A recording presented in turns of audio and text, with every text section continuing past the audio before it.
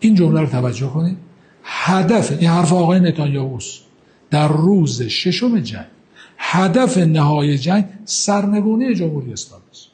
یادمون باشه چی گفتم؟ هدف نهایی جنگ سرنگونی جمهوری اسلامی است.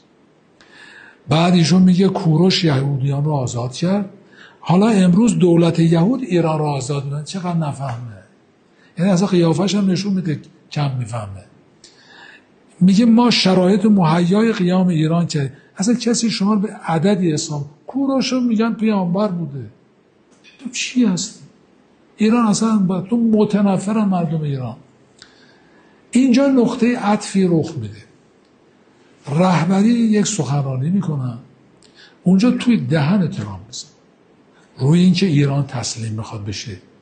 میگه تو ایران نشناخت، ایران تسلیم نمیشه. این حرفی است که بعدها دیگران میگن.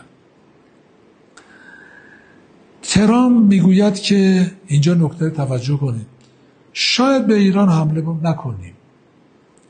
ایرانی‌ها فقط باید زنگ بزنن بگن ما تسلیمیم. تمام این عملیات رو داره میکنه که ایرانی‌ها تسلیم بشن. چرا؟ چون تصورش این است که شرایط در ایران به هم داره میریزه، هنوز تو ذهنش اینه و میتونه ایران تسلیم کنه. و نقشه هم نقشه فکر می‌کنم کوتاه مدته، یعنی نچیدن برای اتفاق بلند مدت، یعنی از این شوک‌ها و عملیات‌های کوتاه مدت میخواد به سرعت به اون هدف برسه. کل جریان به نظرم 5 روز بیشتر نمیخواستن تموم بشه، یعنی همون 5-6 روز میخواستن خاتمه بده کنن. به هم ریخت این طرح.